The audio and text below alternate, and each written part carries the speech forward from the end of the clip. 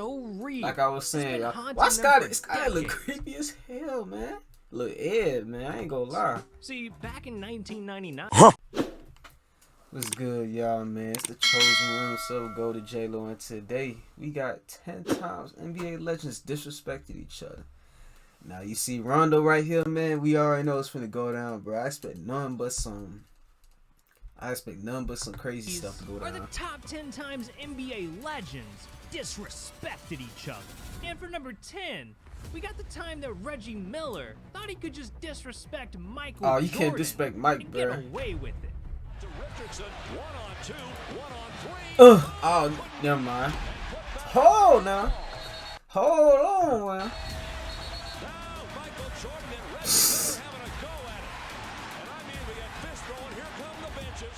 Damn, Jordan was about to claw that man's eyes out. For real, he tried to gouge his eyes out. One fight. Some legends take the disrespect to a whole new level. Because in number 9, Paul Pierce is literally addicted to disrespecting LeBron James.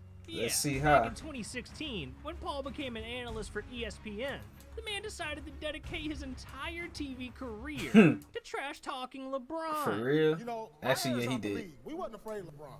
I would trade LeBron James. Bruh, he bogus, bruh. He still holding on, man. This is going to be a big hit on his legacy, and I've already said he's not a top 5 player of all Poppy, he not a top 5 player. time.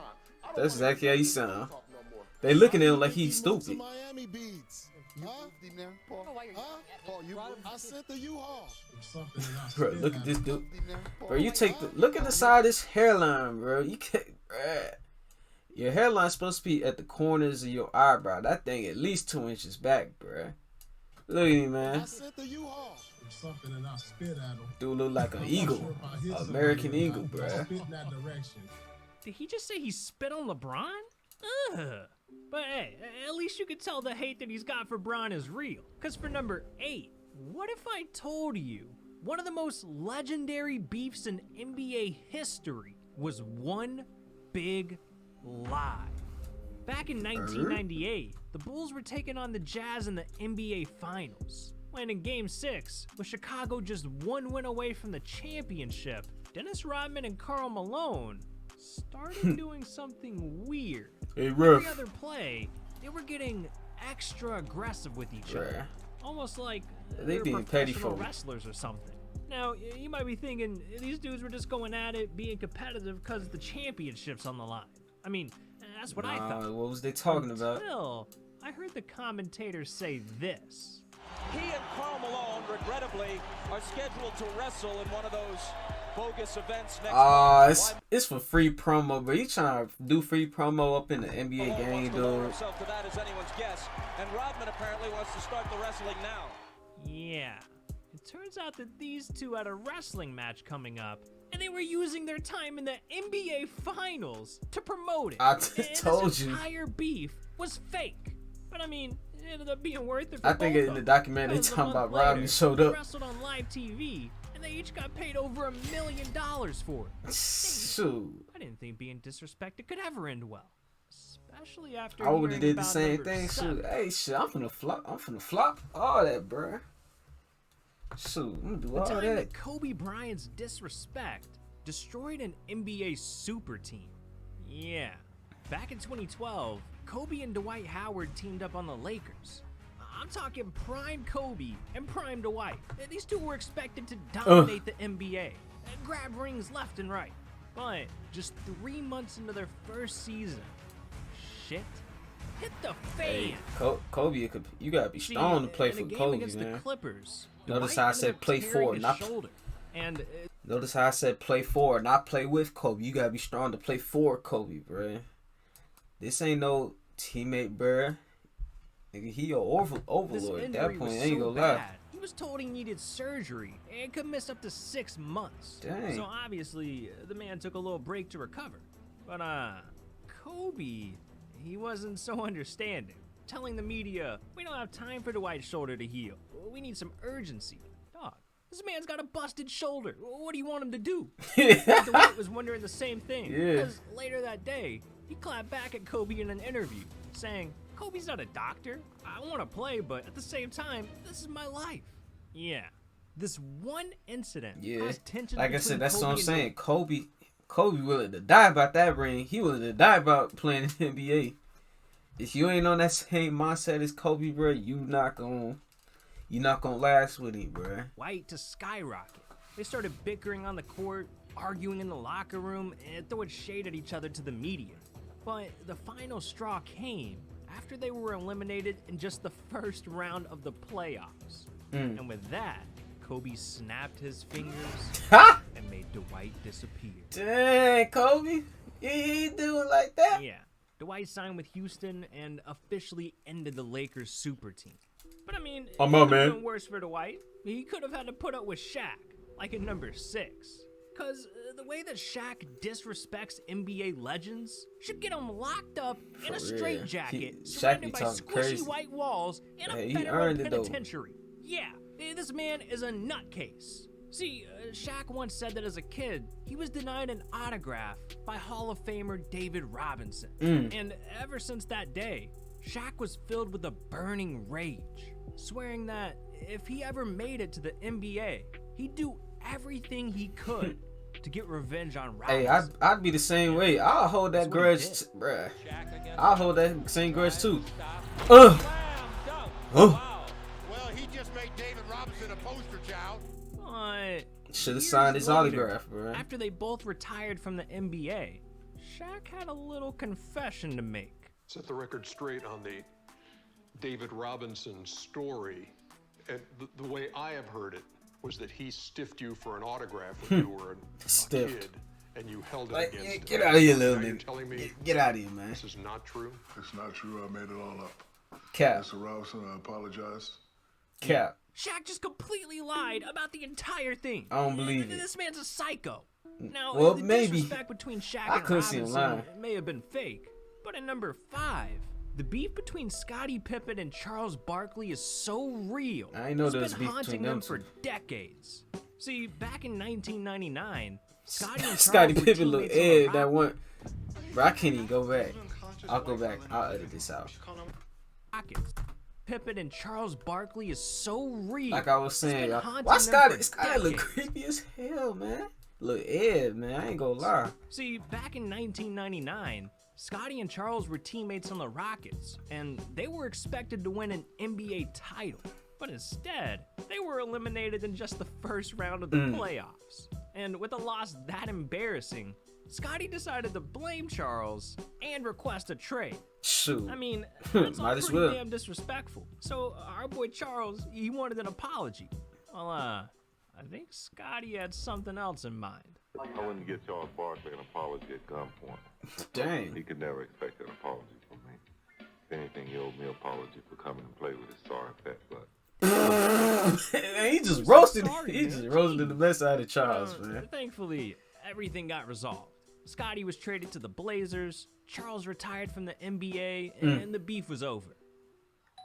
Or so we thought. Until 2 decades later, when in 2021, Scottie did a GQ interview to promote his new book, promote his bourbon, and diss Charles again, saying, yeah, Charles is in the Hall of Fame, but when you think about success and winning, you don't speak of Charles Barkley's name. And I mean, if you know Charles, he's not just gonna let that slide. No. So he came back as Scottie one final time. Scottie, I've always liked you. You're a good player. We ain't never got to fight. We ain't never had no bad words. All of a sudden, I'm a bad guy because you got a book and a bourbon coming out. A book. I kind of felt sad. And a bourbon. You know what I felt like? When I'm watching TV and I'm seeing somebody who's like gonna box.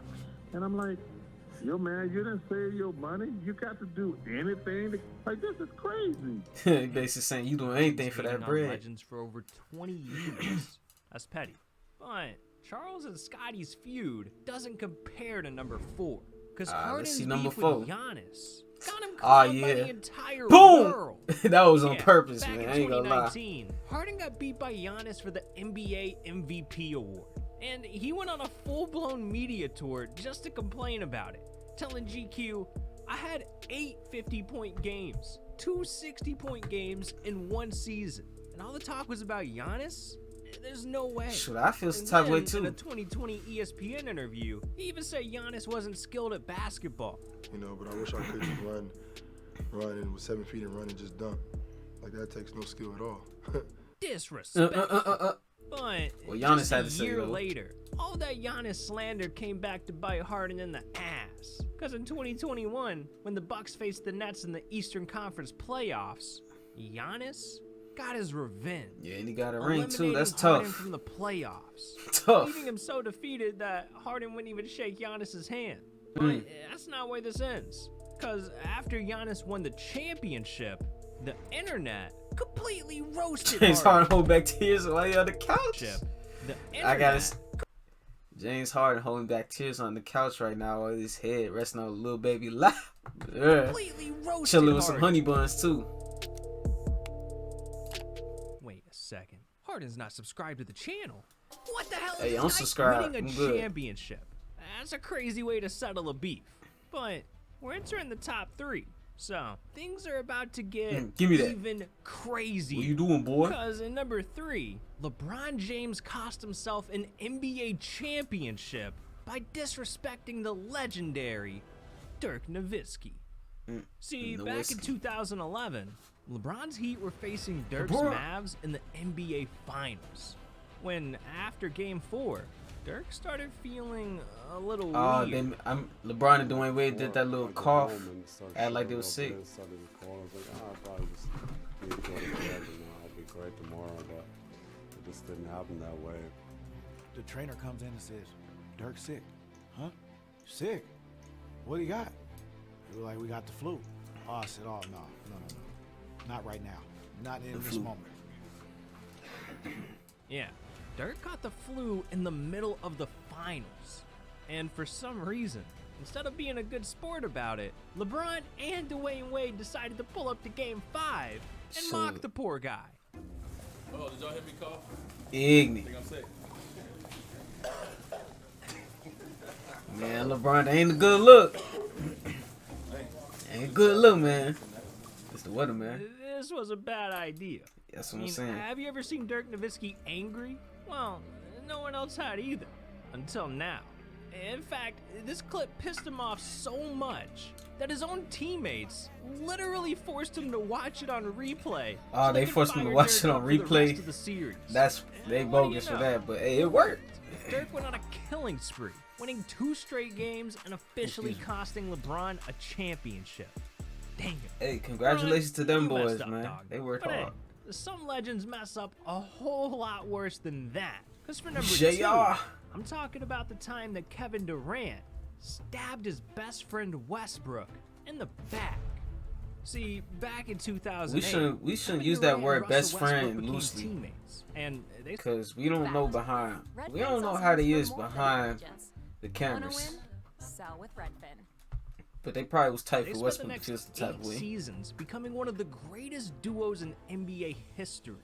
But in 2016, after being eliminated by the Warriors in the Western Conference Finals, KD secretly blamed Russ and felt like he never won a championship. Oh with yeah, him. So he slick did started blame Russ. exploring I ain't his gonna lie. options. And despite telling Russ to his face Like I said, that Rand took he'd his return tail OKC and to still the be his Warriors and got KD that went cheap out the ring. very next day and stabbed him in the back, agreeing to sign with the Warriors, the same team that had just eliminated them. I don't know both how in you the could do playoffs. that, bro. I couldn't join the team that beat me, dog. You could have joined any other team, but you joined that team of all people, bruh. That's a bad look. Now, that all sounds really disrespectful, but the worst part about this situation is that KD didn't even call Russ before his decision went public. Russ literally found out what happened by checking Twitter. It's a shame. It's sad to see disrespect just destroy a friendship. But number 1 destroyed something even greater. Cause the Kobe and disrespect Shaq. between Shaq and Kobe. Shoot, they coulda marked won the more end of rings. One of the most legendary teams in NBA history. And it all started in 1998. Shoot, they won when, rings during after a each Lakers other. practice, So- Shaq slapped Kobe in the face for trash talking. What a way to start a beef off. For real? But, this was just the beginning of their beef. Because in 2000, when Shaq showed up to training camp 20 pounds overweight, Kobe was so disgusted that he made fun of Shaq to a reporter, saying, "A guy selling donuts at 7-Eleven has more pride in his job than Shaq." And with that comment, this beef became personal. They started bashing each other to the media every chance they got. So by 2003, despite winning 3 straight championships, Shaq, let me get a donut. Let me get a donut, Kenny. Let me get a donut, Kenny. That's exactly how Shaq sounded. the two could not stand each other, to the point where Shaq tried getting rid of Kobe for good, telling reporters, "This is my team. Kobe doesn't like it. Let him go after the season." I don't think Kobe's gonna like that one. Yeah. After that, the two literally showed up to a Lakers who was the better player on the trying team? You gotta say, I get the shot. I ain't gonna lie. It became clear that whatever chemistry they had left was completely destroyed. And a few months later, they not only suffered their first loss in the NBA Finals, but they also told Lakers ownership to trade each other.